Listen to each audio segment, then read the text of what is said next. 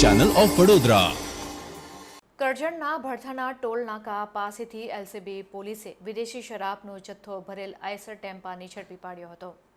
એલસીબીની team Karjan police station વિસ્તારમાં highway પર પેટ્રોલિંગમાં હતી. તે દરમિયાન એલસીબી ટીમને ચોક્કસ બાતમી મળી હતી કે એક આઈસર ગાડી DD01L9130માં વિદેશી દારૂનો જથ્થો ભરીને સુરત ભરૂચ તરફથી આવી કરજણ થઈ વડોદરા તરફ જનાર છે.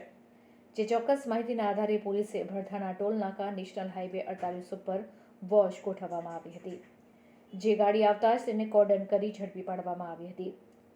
ગાડીમાં એક ડ્રાઈવર ઈસમ હાજર હોય જેનું નામ ઠામ પહોંચતા સુરેશકુમાર તેજારામ બિશ્નોઈ હોવાનું જાણવા મળ્યું હતું.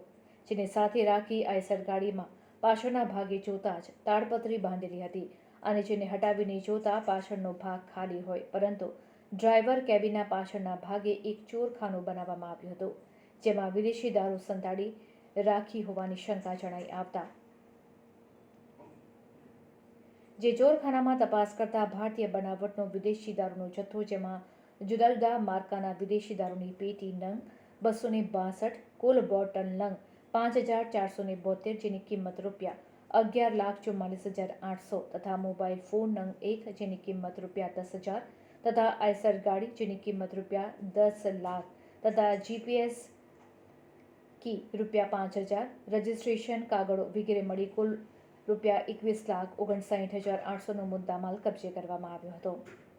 પકડાયેલ ડ્રાઈવર ઈસમને દારૂનો જથ્થો કોની પાસેથી ક્યાંથી ભરી લાવેલો છે અને કોને અને કઈ જગ્યાએ આપવાનો હતો, જે બાબતે પૂછપરછ કરવામાં આવતા ટીકમારામ જાટનો સંપર્ક કરીને ગુજરાતના કડી ખાતેની આઈ માતા હોટલ ઉપરથી ખાલી આઈસર ગાડી નંબર DD01L9130ની લઈને સાચોર બોલાવવામાં આવ્યો હતો અને ત્યાંથી બટિંડા પંજાબ ખાતે પંજાબી ઢાબા હોટલ ઉપર જવાનું કહ્યું હતું અને ત્યાં ભંવરલાલ બિશ્નોઈનો એક માણસ આવીને આઈસર ગાડીના ચોરખાનામાં વિદેશી દારૂનો જથ્થો ભરીને આપી ગયો હતો.